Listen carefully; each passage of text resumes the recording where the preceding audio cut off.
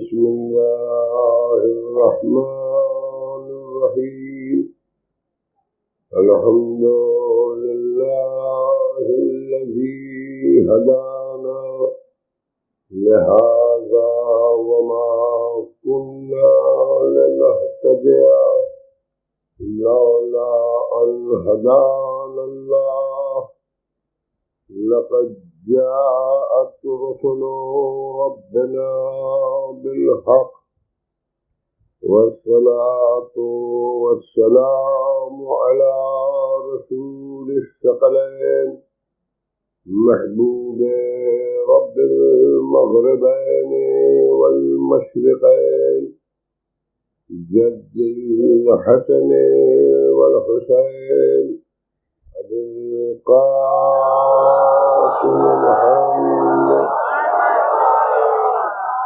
وأهل بيته الطيبين الطاهرين المعصومين لعنة الله على أعدائهم أجمعين من يومنا هذا إلى يوم الدين. أما بعد فقد قال الله سبحانه تبارك وتعالى في كتابه المجيد والفرقان الحميد بسم الله الرحمن الرحيم إني تارك فيكم الثقلين کتاب اللہ وعترتی صلوات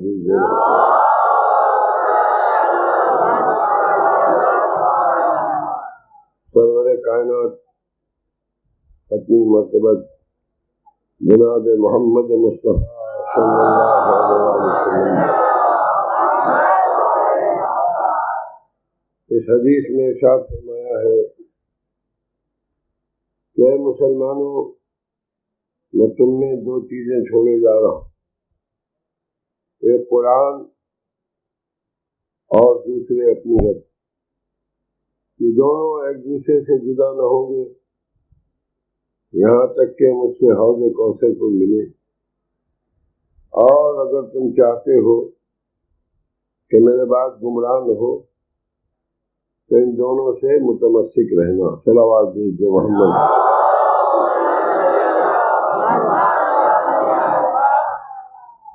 یہ پیغمبر اسلام کی مشہور اور معروف حدیث ہے، اور میں آپ کے سامنے آج رو میں قال اللہ تبارک و تعالیٰ کہہ گیا بجائے قال رسول کے. خیر وہ بھی قرآن مجید نے کہا ہے کہ میرا رسول تو بات ہی نہیں کرتا جب تک کہ وحی نازل نہیں ہوتی. صلوات دیجیے محمد.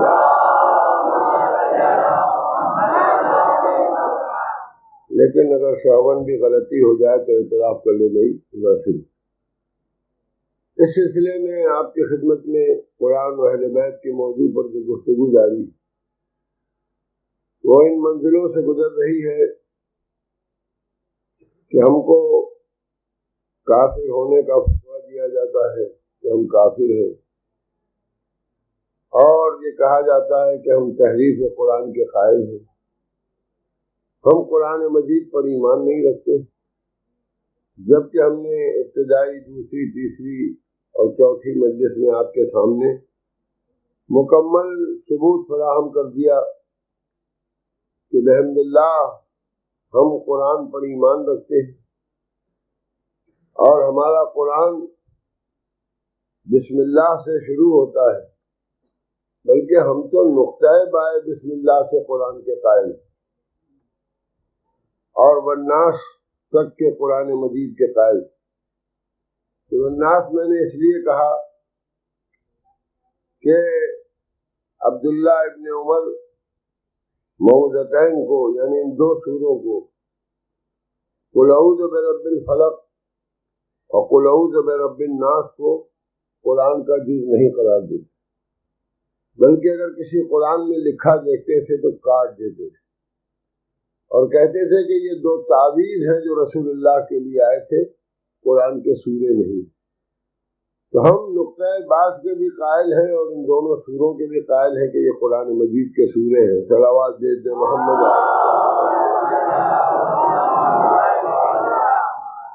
کل گفتگو اس منزل پر رکی تھی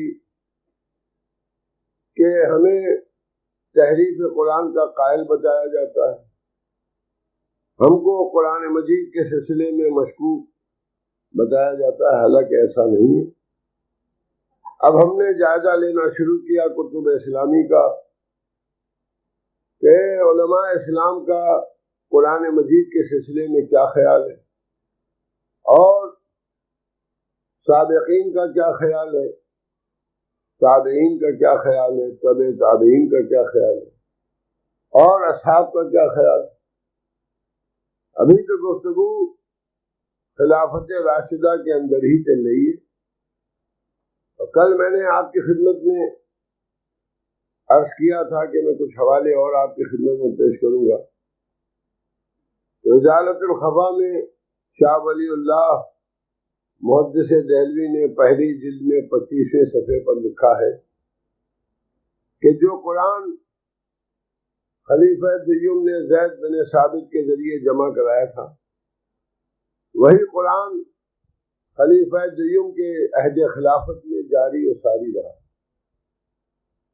اور 10.5 برس میں خلیفہ دیوم نے قرآن مجید کی اصلاح اور قرآن مجید کی درستگی، قرآن کے کریکشن میں کافی محنت کی. اور ان کا طریقہ کار یہ تھا کہ وہ اصحاب کو بلاتے تھے، حفاظ کو بلاتے تھے، قاریان قرآن کو بلاتے تھے اور ان سے پوچھتے تھے کہ یہ آیت کس طرح سے نازل ہوئی تھی، اور اس میں بحث و مباحثہ ہوتا تھا اور مناظرہ ہوتا تھا. جو لفظیں ہیں ازالۃ الخفا کی وہ میں آپ کے سامنے پڑھ رہا ہوں.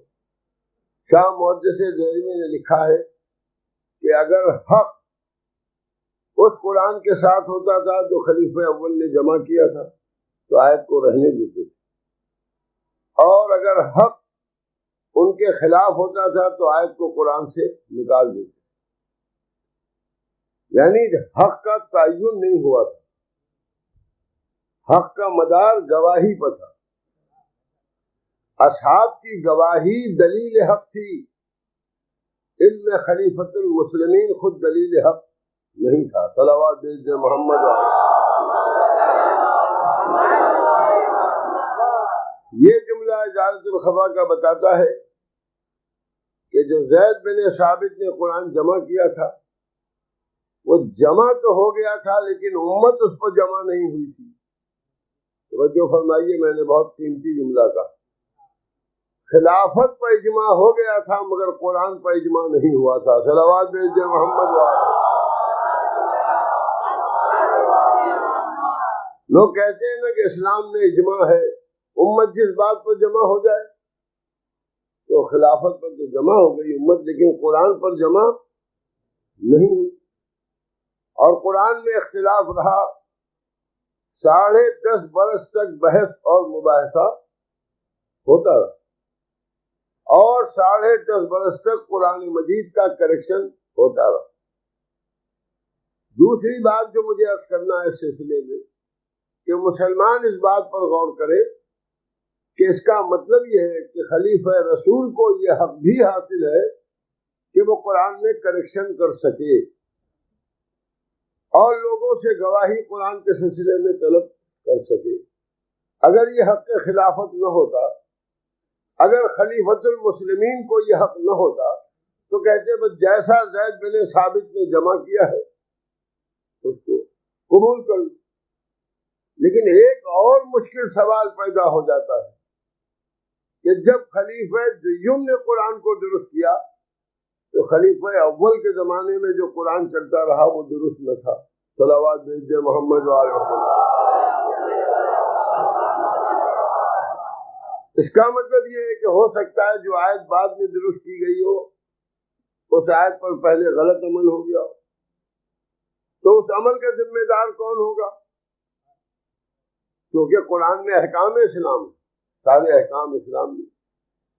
تو جو قرآن زید بن ثابت نے جمع کیا 10.5 برس تک کے اس کا کریکشن ہوتا رہا، اور بڑی احتیاط کی خلیفہ دی. لکھا ہے کہ اس معاملے میں بہت پرٹیکولر تھے، اس معاملے میں بہت وہ خیال کرتے تھے، اور صحیح بات بھی تھی، ان کا فرض تھا، اس لیے کہ خلیفۃ المسلمین تھے اور قرآن ہی غلط چلتا تو ان کی ذمہ داری تھی، انہوں نے اس کی اصلاح کی، اس کو درست کیا، اور یہ نہیں کہ اپنی مرضی سے درست کیا.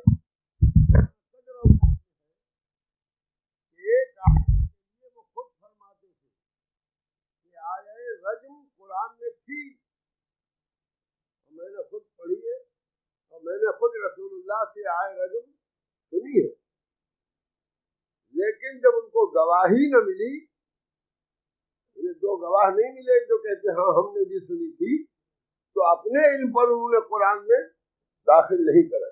اتنے دیانتدار بھی تھے کہ اپنے علم سے قرآن میں اضافہ نہیں کیا، جبکہ یقین تھا کہ قرآن کی یہ آیت ہے، مگر چونکہ گواہی نہیں ملی اس لیے وہ آیت قرآن میں شامل نہیں کی. ایک صلوات آپ بآواز بلند بھیج دیں. یہاں فکر کرنے کی بات یہ ہے کہ قرآن مجید میں خلیفۃ المسلمین کو یہ حق حاصل ہے کہ وہ گواہی لے کے اصحاب سے پوچھ کے معلومات حاصل کر کے قرآن کو درست کر دے. یعنی دوسرے دور تک بھی قرآن انڈر کنسٹرکشن رہا، ریپیئرنگ بھی ہوتی رہی اور ریکنسٹرکشن بھی ہوتا رہا. تو اب فکر کرنے کی بات یہ ہے کہ جس امت کے پاس پورا قرآن نہ تھا اور رسول کہتے ہیں میں چھوڑے جاتا ہوں، تو اب فکر یہ کہ کس کے پاس چھوڑے جاتا ہوں. صلوات بھیجے محمد وآلہ. کس کے پاس ہوئی؟ نبی کہتے ہیں مسلمانوں میں تم نے 2 چیزیں چھوڑی جاتی ہیں. دوسری کے لیے جھگڑا ہے کہ اجرت کو چھوڑا کہ سیرت کو چھوڑا، تو جھگڑے والی بات میں پڑھتے ہی نہیں. لیکن پہلے ٹکڑے کے لیے کوئی اختلاف نہیں، سب کہتے ہیں کہ رسول نے فرمایا انی تارک فیکم الثقلین کتاب. تو اللہ کی کتاب کا نام لیا رسول نے کہ میں کتاب چھوڑے جا رہا ہوں، اور وہاں مشکل یہ کہ کتاب مل نہیں رہی ہے. زید بن ثابت سے جمع کرائی جا رہی ہے، 10.5 برس تک اس کا کریکشن ہو رہا ہے، اور جب 10.5 برس تک قرآن کریکٹ کیا گیا تو خلیفہ سیوم نے اس کو پھر سے لکھوا دیا. صلوات بھیجے محمد وآلہ. یہ وہ باتیں ہیں جو مسلمات ہیں، یہ کسی فرقے کا کسی فرقے پر چارج نہیں ہے، بلکہ تمام اجلہ علماء اہل سنت ان حقائق کو تسلیم کرتے ہیں. اس لیے کسی کی ذات سے بات متعلق ہو تو جھگڑے میں پڑ سکتی ہے. یہ تو امت کا معاملہ تھا. ہزاروں اس کے راوی ہے کہ ہم سے یہ آیت پوچھی، ہم سے یہ آیت پوچھی، ہم نے کہا یہ آیت کیوں نہیں تھی، آیت کیوں. تو جو رسول اللہ چھوڑ گئے تھے وہ کہاں تھا؟ فکر کرنے کی بات ہے. جو قرآن رسول نے کہا میں تم نے قرآن چھوڑے جا رہا ہوں، تو وہ قرآن کہاں تھا جو چھوڑے جا رہے تھے؟ چھپوایا تھا، چھپوا کے چھوڑا تھا، لکھوا کے چھوڑا تھا. تو علماء اسلام کہتے ہیں کہ یہاں چھوڑنے کا مطلب یہ ہے کہ میں نے قرآن تم تک پہنچا دیا اور تمہارے ذہنوں میں چھوڑ دیا، تمہارے حافظوں میں چھوڑ دیا. ذرا بات غور فرمائیے. اور اس 10.5 برس میں تراویح بھی شروع ہوئی. تو جب آخری دور خلافت تک قرآن کریکٹ ہوتا رہا، تو اگر ایک کریکشن 10ویں برس ہوا تو 9 برس تو تراویح میں قرآن غلط ہی پڑھا گیا. صلوات بھیجے محمد وآلہ.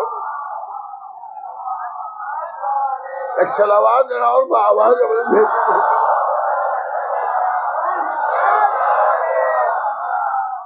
اس لیے کہ اسی قرآن کی آیت ہے ان اللہ و ملائکتہ یصلون علی النبی یا ایھا الذین آمنوا صلوا علیہ وسلموا تسلیما.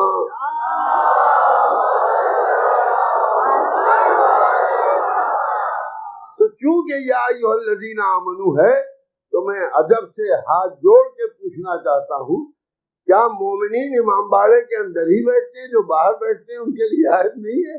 صلوات بھیجتے محمد وعلیہ آیت تو سب کے لیے. اب آپ ملاحظہ فرمائیں، 3-4 تنقیحیں قائم ہوتی کہ پہلے 2 برس میں تو قرآن کا وجود تھا ہی نہیں جب جمع کرایا گیا، اور جب زید بن ثابت نے جمع کیا لوگوں سے پوچھ پوچھ کے قرآن، تو 10.5 برس تک اس قرآن کا کریکشن ہوا. اب یہاں سے سورہ الحمد کے لیے 2 روایتیں سنیں. تفسیر در منصور سیوطی میں پہلی جلد کے صفحہ 111 پر تحریر ہے کہ علامہ جلال الدین سیوطی فرماتے ہیں کہ روایات کثیرہ سے یہ بات ثابت، جہاں ایک راوی ہوتا ہے وہاں نام لکھ دیتے ہیں، اور جہاں جس بات کے بہت سے راوی ہوتے ہیں وہاں لکھتے ہیں کہ روایات کثیرہ سے یہ بات ثابت ہوتی ہے کہ خلیفہ دیوم سورہ الحمد میں جو سورہ آج ہے آپ کے ذہن میں ماشاءاللہ سب نمازی نماز میں پڑھتے، سورہ الحمد میں ایاک نعبد و ایاک نستعین سے پہلے کیا؟ الحمد للہ رب العالمین الرحمن الرحیم مالک یوم الدین. پھر جا کے قرآن دیکھ لیجیے، ویسے یاد تو کیا ہی آپ نے، نماز پڑھنا ہے تو سورہ پڑھ رہی. روایات کثیرہ سے ثابت ہے کہ خلیفہ دیوم مالک یوم الدین کے بجائے ملکی یوم الدین پڑھتے، مالک نہیں ملک یہ لکھا ہے. تو اب سوال یہ ہے کہ 10:30 بجے تک 10:30 برس تک ملکی یوم الدین پڑھا گیا اور آج سب مالک یوم الدین پڑھتے ہیں، تو وہ 10:30 برس کا کریکشن کدھر چلا گیا؟ توجہ چاہ رہا ہوں. اور یہی نہیں، اہدنا الصراط المستقیم اسی صفحے پر صفحہ 111 اہدنا الصراط المستقیم میں صراط کو صاد سے نہیں سین سے پڑھتے تھے، آج سارے قرآن میں صاد سے ہے. تو اس کا مطلب یہ ہے کہ یہ قرآن جو ہے اس میں مالک یوم الدین ہے، ملک یوم الدین نہیں ہے. اس میں صراط صاد سے لکھا ہے، سین سے نہیں ہے. اور یہ تو ہم سوچ بھی نہیں سکتے کہ وہ قرآن غلط پڑھتے ہوں گے. صلوات بھیجے محمد وعلیہ، ہم سوچ بھی نہیں سکتے کہ اتنے بڑے صحابی پیغمبر جنہوں نے نبی کے ساتھ نماز پڑھی ہو اور جنہوں نے جمع قرآن کے لیے پہلے دور میں کہا ہو، زید بن ثابت سے قرآن جمع کرایا ہو، وہ غلط قرآن پڑھیں گے. اس کا مطلب یہ ہے کہ اس وقت قرآن میں مالک کے بجائے ملک تھا اور صراط صاد کے بجائے سین سے تھا. میں ان کو کچھ نہیں کہوں گا، میری مجالی نہیں، میں کیسے کہوں گا. میں تو ان مسلمانوں سے پوچھتا ہوں کہ تمہیں کیا ہو گیا ہے کہ آج نمازوں میں اس طرح سورہ پڑھتے ہو جس طرح وہ نہیں پڑھتے تھے. یہ کیسی پیروی ہے؟ صلوات بھیجے محمد والا. ایک اور صلوات بھیجیں آپ محمد والا.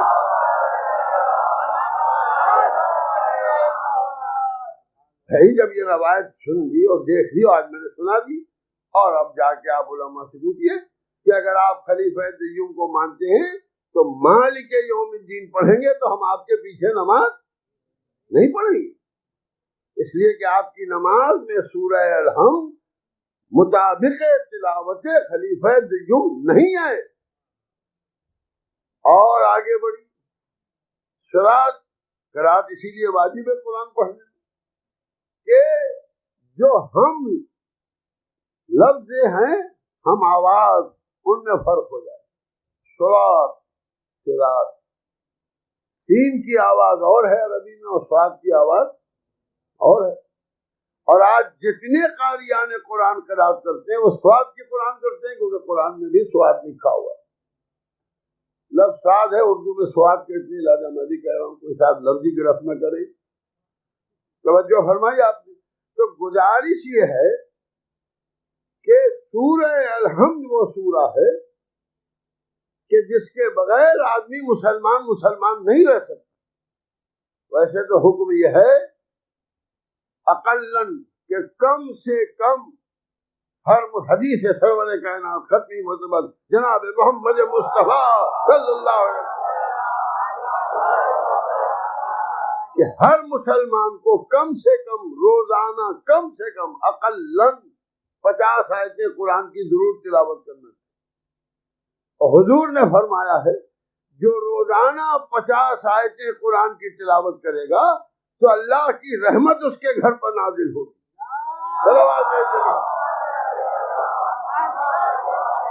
اور جس گھر میں 50 آیتیں قرآن مجید کی روز تلاوت کی جائیں گے، صحیح بخاری شریف سے حدیث سنا تلاوت کی جائیں گی، اس کا گھر آسمان پر ایسے چمکے گا جیسے زمین پر سے ستارے چمکتے دکھائی دیتے ہیں، ویسے ہی ملائکہ کو اس کا گھر چمکتا دکھائی دے گا جس گھر میں 50 آیتیں روزانہ قرآن کی تلاوت کی جائے. پھر ایک حدیث میں ارشاد فرماتے ہیں کہ جس گھر میں قرآن مجید کی آیات تلاوت کی جائے گی اس گھر میں کبھی نکبت، اس گھر میں کبھی افلاس، اس گھر میں کبھی مصائب اور مصیبت نہیں آئے گی. صلوات محمد وعلی. اس کا مطلب یہ کہ ہم علاج دوسری جگہ ڈھونڈتے ہیں اور علاج ہمارے گھر میں جزدان میں لپٹا رکھا ہوا ہے. صلوات محمد وعلی. اللہ گھر میں رکھا. پھر پیغمبر اسلام نے فرمایا کہ جو شخص روزانہ قرآن مجید کی تلاوت کرے گا تو اللہ جے آیتیں پڑھے گا، اس میں جتنے حرف ہیں ہر حرف پر 10 حسنیں عطا فرمائے گا. یہ فضائل قرآن پڑھ رہا ہوں، صلوات بھیجیے آپ محمد والا.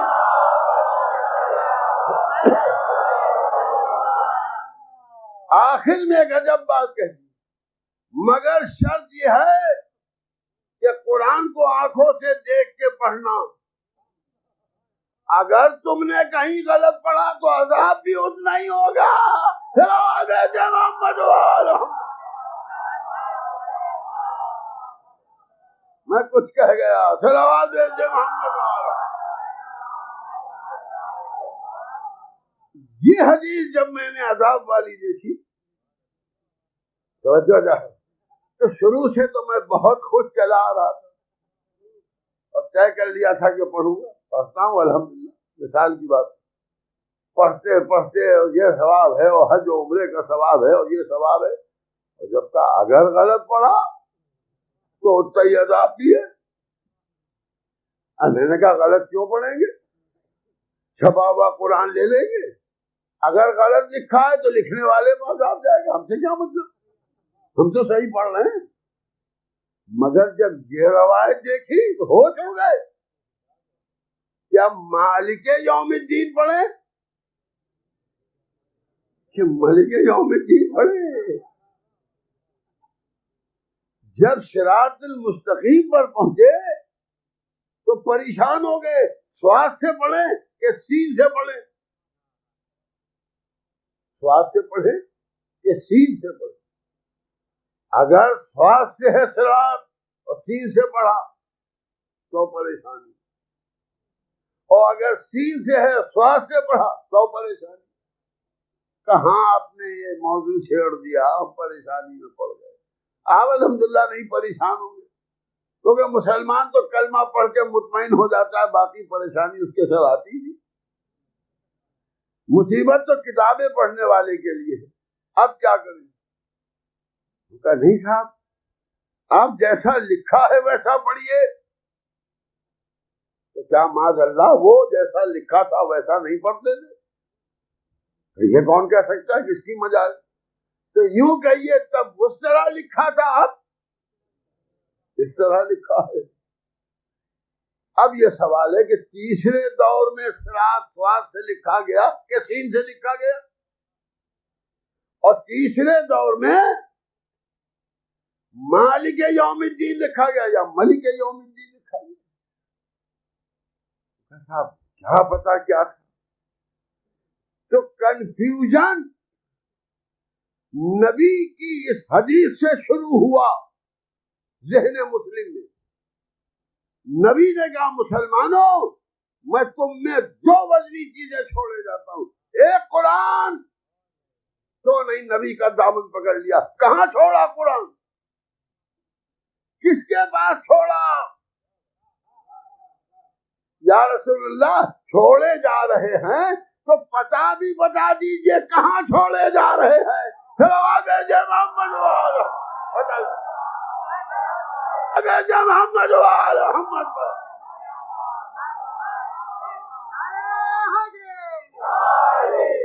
وہ تو پتا بتایا ہے۔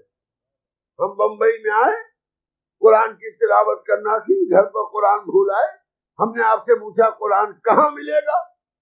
آپ نے کہا چلے جائیے حیدری کتب خانے کی دکان ہے، وہاں مل جائے گا۔ تو یہ پتا ہے۔ نبی نے کہا میں قرآن چھوڑے جا رہا ہوں، یہ نہ پوچھنا کہاں ملے گا، فطرت کو بھی چھوڑے جا رہا ہوں، اور یہ دونوں ایک دوسرے سے جدا نہ ہوں گے۔ کیا معنی اس کے؟ فطرت کے پاس جاؤ گے تو قرآن ملے گا، کہیں اور نہ ملے گا۔ صلوات محمد کہیں اور نہیں ملے گا۔ ایک اور صلوات محمد اور یہ دونوں ایک دوسرے سے جدا نہیں ہوں گے۔ کب تک نہیں ہوں گے؟ پہلے دور خلافت تک نہیں ہوں گے، اس کے بعد ہو جائیں گے۔ دوسرے دور خلافت تک نہیں ہوں گے جدا، اس کے بعد ہو جائیں گے۔ تیسرے دور تک جدا نہیں ہوں گے، اس کے بعد ہو جائیں گے۔ چوتھے دور تک جدا نہیں ہوں گے، اس کے بعد ہو جائیں گے۔ حوض کوثر تک یعنی کبھی جدا ہی نہیں ہوں گے، کوثر تک جائیں گے دونوں۔ قرآن و اہل بیت بے جدا ہوئے، اس کا مطلب یہ ہے کہ مسلمانوں میں بھی کوثر تک وہی پہنچ سکتا ہے جو دونوں سے وابستہ ہو۔ صلوات محمد دونوں جدا نہیں ہوں۔ اب آپ لہذا سمجھیں، آپ کہا کیجئے جدا تو ہوں گے، ہم نے تو جدا کر دیا۔ جدا کر دیا تو کیا ہوا؟ بحث میں پڑ گئے کہ مالک یوم الدین ہے، کہ مالک یوم الدین، بحث میں پڑ گئے کہ صراط سواد سے ہے کہ سین سے۔ بہت میں نے آپ کو پریشان کیا 5-10 منٹ۔ آج قرآن میں کیا ہے؟ تو آج تو سب جگہ مالک ہی چھپا، تو پھر یہ سنی قرآن نہیں ہے۔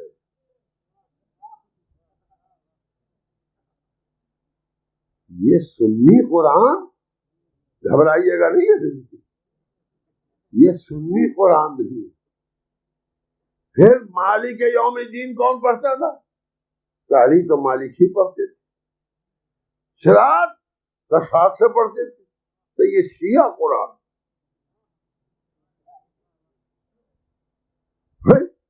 شیعہ قرآن کیسے؟ بھائی جس قرآن میں وہ لکھا ہو جو علی پڑھتے تھے وہ شیعہ ہوا، اور جس قرآن میں وہ لکھا ہو جو خلیفہ دیوم پڑھتے تھے وہ سنی ہوا۔ اور آج قرآن ایک ہے۔ صلوات محمد و آل محمد، آج قرآن ایک ہے۔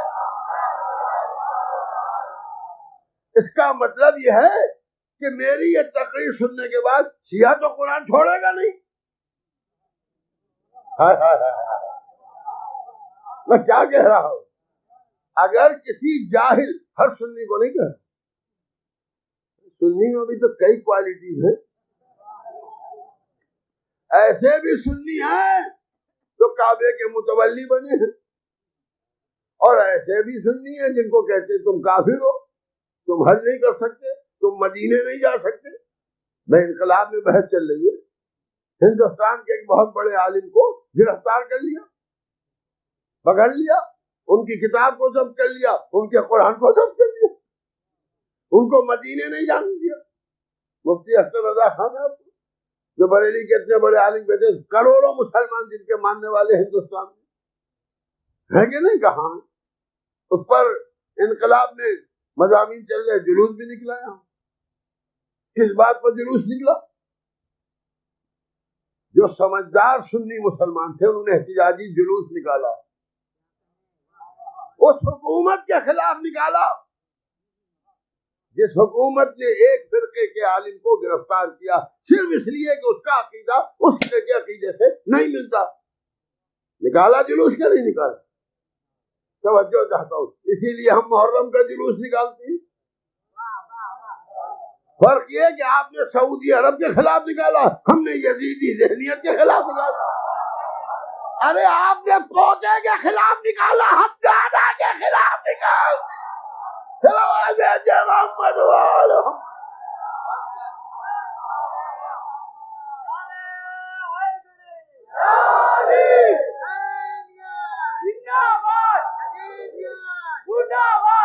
آپ بتائیے ہے اب جو مراسلے انقلاب میں چھپ رہے ہیں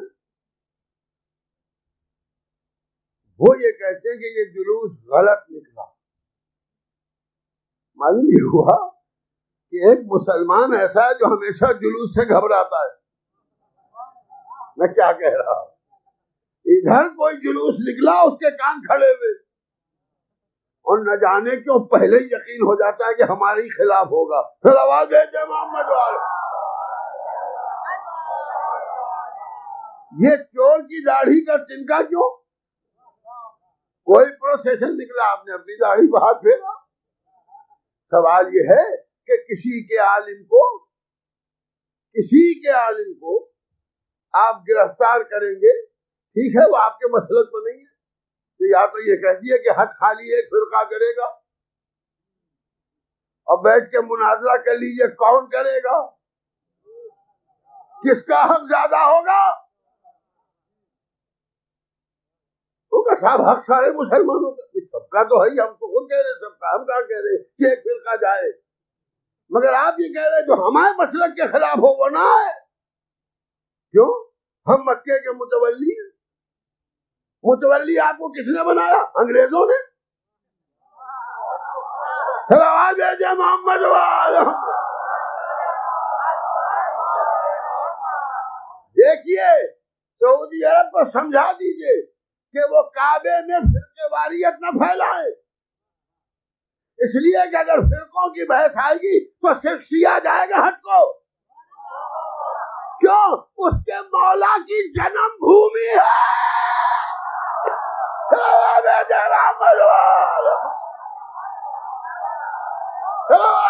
محمد والو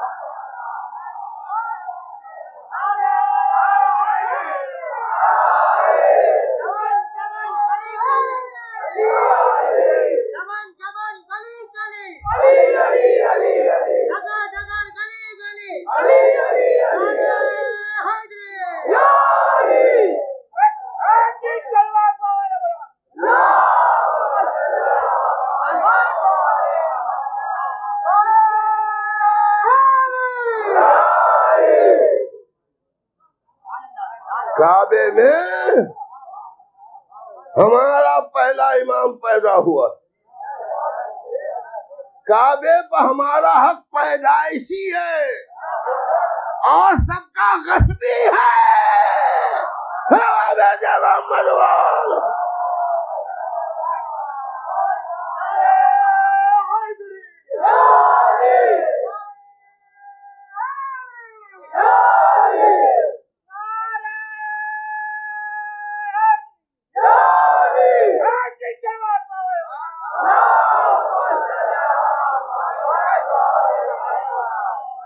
توجہ فرمائی آپ نے۔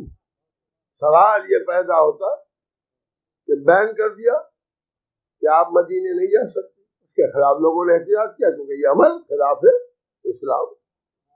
کمال ہے، کمال ہے، منافق طواف کر سکتا ہے؟ منافق شریک نماز ہو سکتا ہے؟ توجہ چاہتا ہوں۔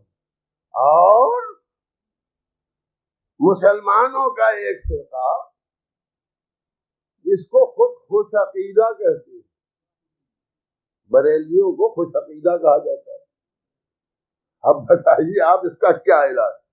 یہ خوش عقیدہ مسلمان یعنی آپ بد عقیدہ؟ محمد والے آپ کیا مانے؟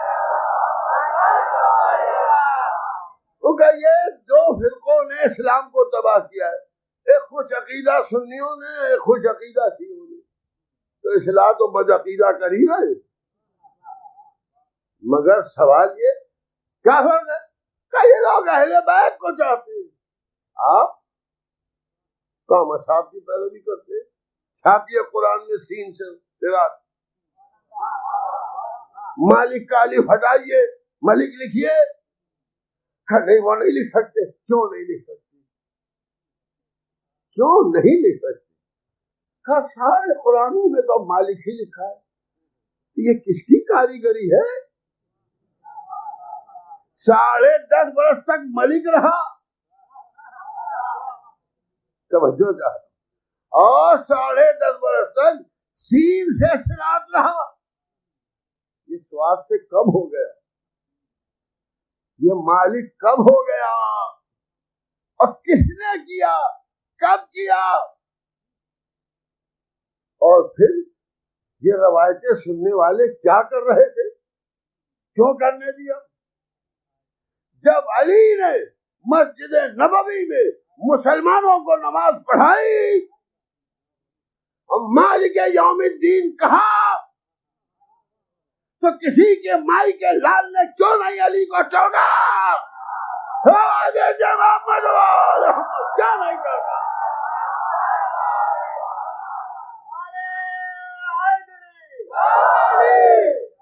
کہ یا علی یہ تو ملک پڑھا جاتا تھا، آپ مالک کیسے پڑھ رہے؟ یہ تو صراط کی قرآن سین سے تھی، آپ سواد سے کیسے پڑھ رہے ہیں؟ کسی نے کچھ نہیں کہا۔ عجب لوگ ہیں، سین سے پڑھے تو پڑھے لیتے ہیں، سواد سے پڑھے تو پڑھے لیتے ہیں، مالک پڑھے تو پڑھے رہتے ہیں، ملک پڑھے تو پڑھے لیتے ہیں۔ آج کیا پڑھتے ہیں؟ کہ آج تو مالک ہی پڑھتے ہیں، مالک ہی پڑھتے ہیں۔ آج کیا پڑھتے ہیں؟ کہ آج تو سواد ہی سے سیاد پڑھتے ہیں۔ کس وجہ سے؟ علی کی وجہ سے۔ تو فرقے تمہارے، قرآن علی کا، صلوات بھیجے محمد والے، قرآن علی، اور ایسے انشاءاللہ پیش کروں گا، صلوات بھیجے محمد والے۔ یہ تو روز کی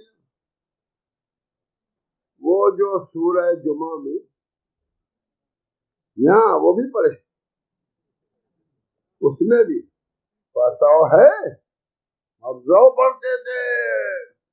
یہ علامہ جلال الدین سیوطی نے بھی لکھا، اور اسے اجازت الخفا میں محدث دہلوی نے بھی لکھا، اور صحیح بخاری شریف میں بھی۔ اب بتائیے سورہ الحمد کا جھگڑا تھا ہی، سورہ جمعہ کا بھی جھگڑا تھا۔ پنجگانا تو گئی تھی، جمعے کی بھی گئی۔ چلو آگے جا محمد والے۔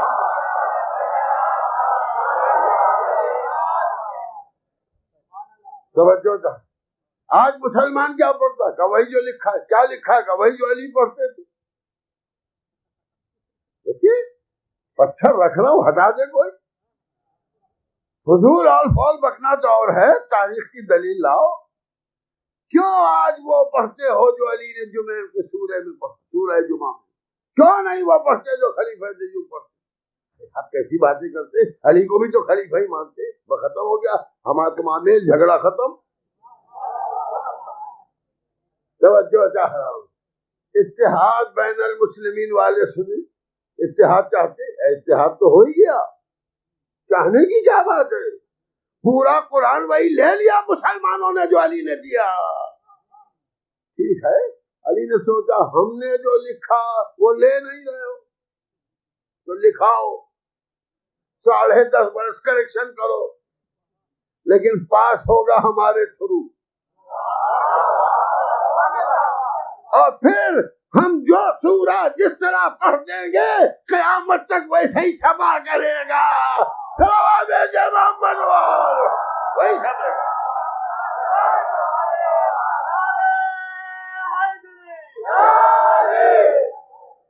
تو حضور کاتبان وحی نے قرآن لکھا، زید بن ثابت نے قرآن لکھا، خلیفہ دیوم نے 10.5 برس کریکشن کیا، خلیفہ سیوم نے پھر سے جمع کیا، اسے دھو دیا، جلا دیا، سرکے سے ہڈیوں پر سے دھو دیا، اور آج جو قرآن امت کے پاس ہے وہ علی کی نظر سے گزرا ہوا، اور کمال یہ کیا علی نے کہ خود نظر بھی نہیں ڈالی۔ ابو اسود تم لکھو، لکھ کے مجھے دکھانا، یا مولا اپنا لکھا دے دیجئے، نہیں دوں گا، جب تم نے انکار کر دیا تو کیوں لاؤں؟ اب شاگرد سے لکھاؤں گا، زیر و زبر لگواؤں گا، نقطے رکھاؤں گا، پاس کروں گا، اور قیامت تک تمہارے پاس وہی رہے گا جو میرا پاس کیا ہوا ہے۔ جب آپ غور فرمائیے میں کیا کہہ رہا ہوں، اب کل سے نقطے اور زیر و زبر کی بحث شروع ہوگی، پھر آواز دے محمد وآلہ۔ آپ ذرا اس منزل کو دیکھیں، ابو اسود دہلوی نے کہا مولا لوگ قرآن غلط پڑھتے ہیں، شیعہ بھی کتنا انٹیلیجنٹ ہوتا ہے، میں کیا کروں؟ اللہ نے شیعوں کو ذہنی دیا ہے، یہ تو اللہ کی عدالت کے خلاف ہے کہ ایک فرقے کو اچھا ذہن دے دوسرے کو بیوقوف بنا جائے۔ استغفر اللہ، جو سوچے وہ کافر۔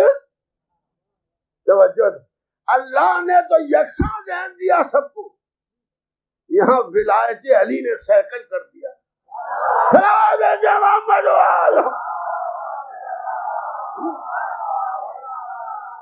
آپ نے ملاحظہ کہا یا علی، چوتھا دور خلاف بیعت ہوئی ہے، پہلا خطبہ ہے، علی آئے ہیں، خطبہ دے رہے، نماز پڑھا رہے، ابو اسود کھڑے ہوئے، یا علی کیا ہے؟ لوگ قرآن غلط پڑھتے ہیں، کیا کہیں؟ یہ نہیں کہا کہ غلط لکھا ہے، میں کیا کہہ رہا ہوں، یہی تو بات ہے، غلط پڑھتے ہیں، اب لکھا ہی غلط ہے اس لیے غلط پڑھتے ہیں، یا صحیح لکھا ہے پھر بھی غلط پڑھتے ہیں؟ اب آپ بتائیے، غلط لکھا ہے تو کسی اور کا الزام ہے، اور لکھا صحیح ہے پڑھنے والا غلط پڑھ رہا ہے تو پڑھنے والوں کا الزام آئے گا؟ سوال کی نہیں آئے گا؟ کہاں؟ اب آپ ہمیں بتائیے کہ مولانا کیا کہ پھر کیا بات ہے، اعراب لگا دو، نقطے لگا دو۔ ہاں تو اس سے پہلے بے نقط تھا،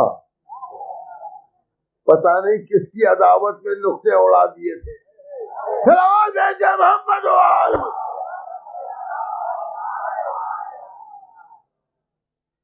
کہ حضور میرے نقطے لگانے ہیں اور میرے اعراب لگانے ہیں، جزم پہ زیر زبر، کب لوگ اعتبار کریں گے؟ تو مت گھبراؤ، لگاؤ، ہمیں دکھاؤ، ہم تصدیق کریں، ہم کریکشن۔ ابو اسود قرآن لکھ کے لائے، علی کو دکھایا، علی نے دیکھا، دیکھنے کے بعد کہا ٹھیک ہے، وہ وہی ٹھیک چلا رہا ہے۔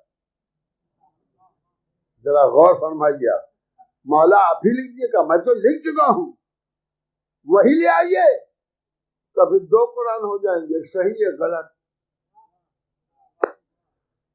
نہیں۔ توجہ فرمائی، کیونکہ اس قرآن میں مالک کے بجائے ملک ہوگا،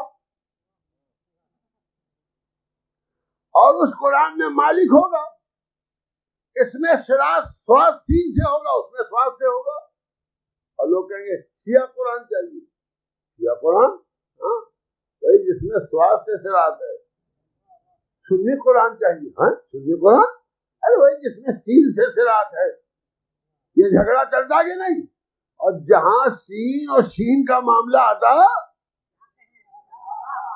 وہیں بھی نہ جانے کتنے نقطے بدل جاتے اور کتنا املا بدل جاتا۔ علی نے کہا کریکٹ کر، ٹھیک کر، لاؤ دکھاؤ، دکھایا۔ تاریخ میں لکھا ہے کہ جب وہ ابو اسود نے اعراب لگا لیے تو مجمع لگ گیا، ابو اسود لاؤ ہم نقل کریں گے۔ خود لوگوں نے نقل کیا ابو اسود درے اور نقل کر کے لے گئے۔ الحمدللہ شکرن للہ کہ آج ہر سنی گھر میں وہی قرآن ہے جو علی نے کریکٹ کیا اور نہ کسی سے گواہی لی، نہ کسی صحابی سے مشورہ لیا۔ علی نے بتا دیا دیکھو چندے کا قرآن اور ہوتا ہے اور اللہ کا دیا ہوا اور ہوتا ہے۔ محمد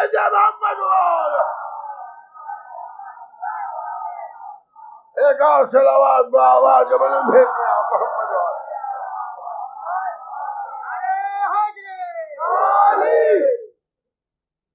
شیعوں کو ہٹاؤ، نکالو، کافر ہیں، قرآن کو ہٹاؤ۔ قرآن کیسے ہٹائے؟ وہ بھی علی والا ہے، ہم بھی علی والے ہیں، کعبہ بھی علی والا ہے، قرآن بھی علی والا ہے، اللہ بھی علی ہی کی مدح کرتا ہے، نبی بھی علی ہی کی تعریف کرتے ہیں، تو علی کے بغض میں کس کو چھوڑو گے؟ محمد کس کو چھوڑو؟ ایک اور صلوات بآواز بلند بھیج دیا۔ اس کا مطلب یہ ہے اب بہت اہم موڑ پر گفتگو آ گئی کہ جو کچھ عالم اسلام میں ہوا ہے وہ صرف مخالفت اہل بیت میں ہوا۔ علی نے کہا روایت بگاڑ دو، حدیث گڑھ لو، سونے میں جتنا چاہے پیتل ملا لو یا پیتل پر سونے کا پانی پھیر لو، ہم نہیں پرواہ کریں گے۔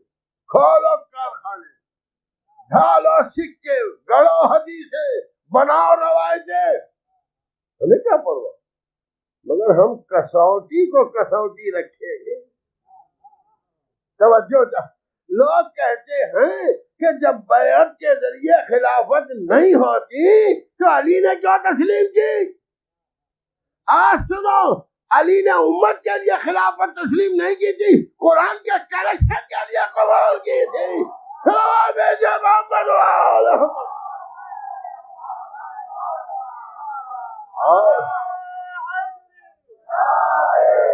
اور آج جو مسلمان قرآن کی تلاوت کرتا ہے اور ہر حرف پر 10 حسنے پاتا ہے، حدیث سنانا شروع ہے، یہ علی کا صدقہ ہے۔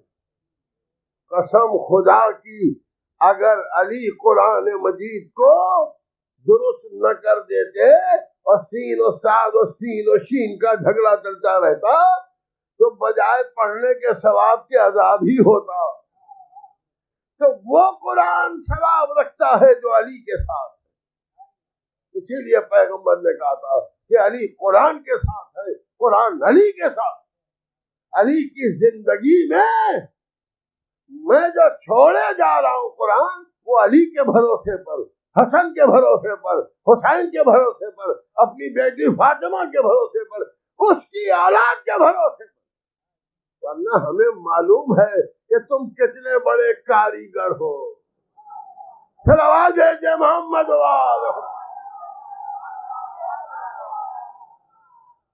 اب ملاحظہ فرمائیں، یہاں تک تحریف لفظی کی بحث تھی، تحریف کی دو قسمیں ہیں، تحریف لفظی اور تحریف معنوی۔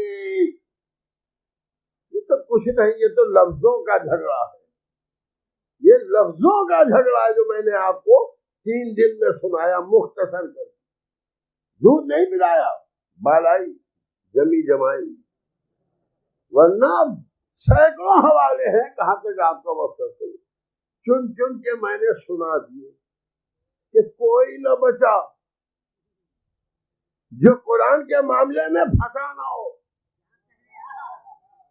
دامن اہل بیت پاک ہے، ایک ہی قرآن علی نے سنایا، وہی نبی نے سنایا، وہی پھر علی نے سنایا، میں کیا کہہ رہا ہوں، اور وہی بی بی فاطمہ نے پڑھا، وہی قرآن حسنین نے پڑھا، اور وہی قرآن آج تک موجود ہے۔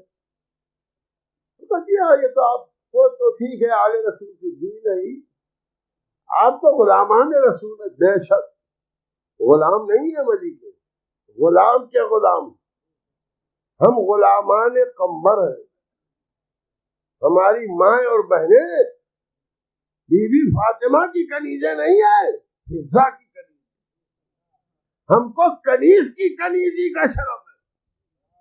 وہ کہاں فاطمہ کی کنیز ہوتی، فضہ کی، جی ہاں فضہ، کون سی فضہ؟ جس نے 40 برس تک صرف قرآن میں باتیں کی، اللہ اکبر، تمام تاریخیں لکھی ہیں کہ جناب فضہ نے قسم کھا دی تھی کہ اپنی مرضی سے اپنی لفظیں بولوں گی نہیں، جو بات کرے گا قرآن کی آیت پڑھ کے اس کو جواب دیتی۔ اللہ سبحان اللہ، کاریگر کا لفظ میں نہیں کہا، میں کوئی لفظ بے سوچے سمجھے نہیں بولتا، تاریخ ہے کہ اصحاب بیٹھتے تھے، بیٹھ کے سوال بناتے تھے، ایسا سوال بناؤ کہ فضہ آیت نہ پڑھ سکے، توجہ جا، بڑے بڑے بیٹھتے تھے، بڑے بڑے، اور کہتے تھے یہ پوچھو اس پر تو کوئی آیت نہ ملے گی ڈھونڈے، اور فضہ ہر سوال کا جواب قرآن کی آیت پڑھ کے۔ تم کہتے ہو اہل بیت والے قرآن کیا جانے، اہل بیت کی کنیز کا اتنا بھی کوئی نہیں جان پایا۔ محمد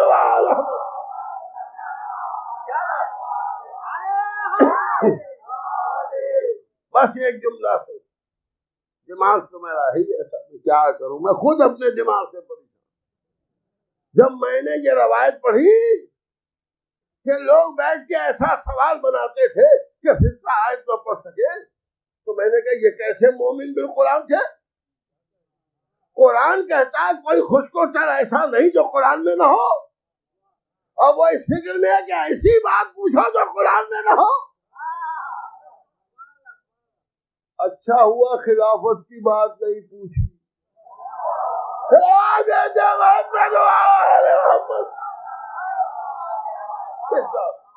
ورنہ قرآن سے جواب دیتی فضہ، اللہ، اور وہی فضہ جس نے 40 سال تک قرآن سے ایسی عالمہ، ایسی قرآن کا علم رکھنے والی، ایسا معنی قرآن کی سمجھنے والی کہ جو ہر سوال کا جواب قرآن کی آیت پڑھتے کہ دیکھو میں کیوں پڑھ رہی ہوں سمجھو، ارے تمہارے بڑوں کے پاس مقدمہ جاتا ہے، سمجھو تو تم گواہیاں مانگتے، آؤ بتاؤ کسی کو آیت یاد ہے؟ ارے ہم سے لے لو قرآن، تمہارے پاس نہیں ہے ہم سے لے لو۔ فضہ تجھے کہاں سے ملا؟ اسی گھر میں تو چھوڑ کے گئے، پھر آواز بھیجے محمد آواز، اسی گھر میں تو چھوڑ گئے۔ وہ فضہ جو ہر بات کا جواب قرآن کی آیت سے دیتی تھی، وہ کنیز ہے، وہ اس گھر کی کنیز ہے، اور اسے فخر ہے کہ میں اس گھر کی کنیز، اور اس فضہ کو اللہ نے اتنی طولانی عمر دی کہ پورے پنجتن کا دور گزارا۔ توجہ چاہتا ہوں، اور کربلا میں بھی وہی فضہ ہے، اور بی بی زینب کے ساتھ وہی فضا ہے، خانے شام میں بھی وہی فضا ہے، مدینے بھی وہی فضا پلٹ کے آئی ہے۔ ارے کچھ نہیں ہے تو فضا سے پوچھو، کون فضا؟ جس نے ماں کی خدمت کی، جس نے بیٹوں کی خدمت کی، جس نے حسنین کو جھولا دیا، جس نے حسنین کے لیے چکی پیسی، جس نے بی بی فاطمہ کے گھر میں جھاڑو، جس نے حسنین کے کپڑے دھوئے، جس نے حسنین کے لیے جو کی روٹیاں پکائی، وہ فضا کربلا میں ہے اور بار بار آ رہی ہے اور جا رہی ہے۔ کتنا ضعیف ہو گئی تھی جناب فضا، مگر اس ضعیفی کے باوجود 3 دن کی بھوک، 3 دن کی پیاس اور خدمت میں مصروف، یہی فضا ہیں جنہوں نے اہل بیت کو رخصت کیا۔ جب بھی بنی ہاشم میں سے کوئی نکلتا تھا فضا در خیمہ تک آتی، آخری خدا حافظ فضا کہتی، اللہ اکبر۔ اور یہی وہ فضا ہے کہ جب کوئی گھوڑے سے گرتا تھا تو پہلے جا کے بی بی زینب کو خبر دیتی، بی بی زینب آپ کے لال گھوڑے سے زمین پر آئے، زمین پر۔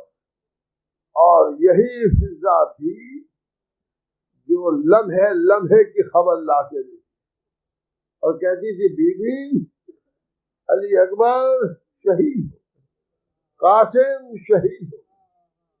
اور یہی فضا در خیمہ پر تھی جس نے آ کے بتایا بی بی علم کو جھٹکے لگ رہے ہیں،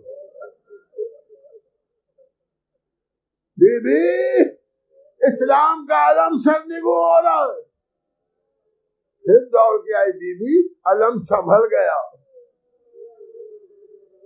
پھر دوڑی بی بی، علم پھر جھک گیا۔ پھر دوڑ کے آئی بی بی، نہ گھبراؤ علم پھر سنبھل گیا۔ ایک مرتبہ آگے کا بی بی غضب ہو گئے، علم زمین پہ آ گیا۔ عباس گھوڑے سے زمین پہ آئے، اے بی بی زینب حسین سدھارے۔ علی اکبر ساتھ گئے، نوحہ حسین فضا نے سنایا، بی بی آپ کا بھائی کہتا گیا عباس تمہارے مرنے سے حسین کی کمر ٹوٹ گئی، عباس تمہارے مرنے سے راہ چاروں تدبیر مسدود ہو گئی۔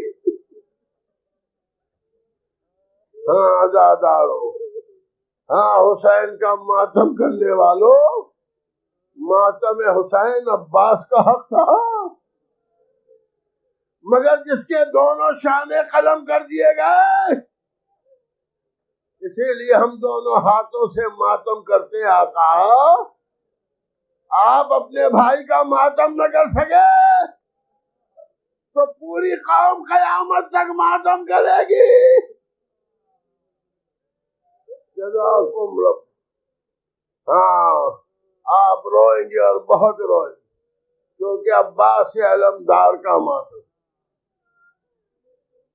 جب یہ خبر خیمگاہ میں پہنچی تو لکھا ہے حسین کے واپس آنے تک 70 بار بی بی زینب در خیمہ پائی۔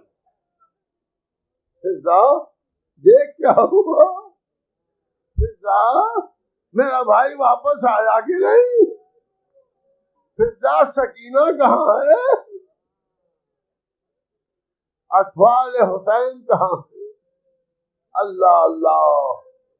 حسین چلے، جناب عباس کی شہادت فرات پر جانے میں نہیں ہوئی، تمام مقاتل لکھتے ہیں جب عباس نے آواز دی ہے کسی میں دم جو مقابلے میں آئے، میں حسین کے بچوں کے لیے پانی لینے آیا، تو لکھا ہے میمنہ بھی اپنی جگہ سے بھاگ گیا، میسرہ بھی بھاگ گیا، قلب لشکر بھی بھاگ گیا، اور جب عباس فرات کے کنارے پہنچے جہاں 4000 پہرہ دار گھاٹ پر پہرا دے رہے، تو عالم یہ تھا جیسے ہی ہم نے کہا عباس آ رہے ہیں تو راستہ صاف ہو گیا، پہرہ دار فرات کو چھوڑ کے بھاگے۔ عباس نے بتایا دیکھا، گھوڑا فرات میں ڈال دیا، مشکیزہ سکینہ کا پانی میں ڈبا دیا۔ آپ جانتے ہیں کہ سوکھی ہوئی ماں وہ بھی 4 دن کی سوکھی ہوئی، وہ بھی کربلا کی گرمی میں بہت دیر لگتی ہے مشکیزے کو تر ہو کے پانی قبول کرنے میں، اور قید عالم کیا ہے کہ مشکیزہ فرات میں اور نظر میدان کربلا کی طرف۔ میر صاحب نے اس منظر کو لکھا ہے کہ لرزہ پڑا تھا روب سے ہر نابکار کو، اور رو کے تھا ایک شیر جری 10,000، کسی کی ہمت نہیں تھی کیا ایک مرتبہ گھوڑے کی گردن پر لجامے ڈال دی، اے اسب باوفا تو بھی چاہتا ہے تو پانی پی لے۔ گھوڑے نے گردن اٹھا کے عباس کو دیکھا، آقا میں پانی پیوں گا؟ آقا آپ پیاسے ہیں؟ آقا خیمے میں سکینہ پیاسی ہے، جھولے میں علی اصغر تڑپ رہا ہے، دنیا اس گھر کے پلے ہوئے جانوروں کا مقابلہ نہیں کر سکتی، غلاموں اور کنیزوں کا کیا سوال ہے۔ بڑے چلو میں پانی لیا، ہاتھ اٹھایا لشکر شام کو بتانے کے لیے کہ دیکھو عباس کا قبضہ، پانی کو دیکھا، پھینک دیا، نہ جانے پانی میں کس کی شکل نظر آ گئی، پیاسی بھتیجی کا چہرہ نظر آیا ہو۔ اب مشکیزہ لے کے عباس نکلے فرات سے، عمر سعد نے کہا غضب ہو گیا، سقا نے پانی بھر لیا، دیکھو اگر پانی پہنچ گیا تو تم میں سے ایک زندہ نہیں بچے گا۔ جب پیاسے اس طرح سے لڑ رہے ہیں، اگر قریب جانے کی ہمت نہیں ہے تو دور سے تیر تو چلا سکتے ہو۔ کمانداروں کا لشکر آگے بڑھا، تیروں کا مہ برسنے لگا۔ حمید کہتا ہے عباس کی طرف جو تیر چلے تو زمین پر سایہ محسوس ہوتا، اور شیر کا عالم کیا ہے کہ مشکیزے کو دانتوں میں دھاگے ہوئے، ایک ہاتھ میں نیزا، ایک ہاتھ میں علم، دانتوں میں مشکیزہ، اور جب تیروں کی بارش شروع ہوئی تو مشکیزے پر جھونک گئے، سارے تیر اپنے سر پر لیے کہ پہلو سے ایک تیر آ کے مشکیزے پر پڑا، مشکیزے کو چھیدتا ہوا عباس کے پہلو میں لگا، دل کا خون پانی میں مل کے بہنے لگا۔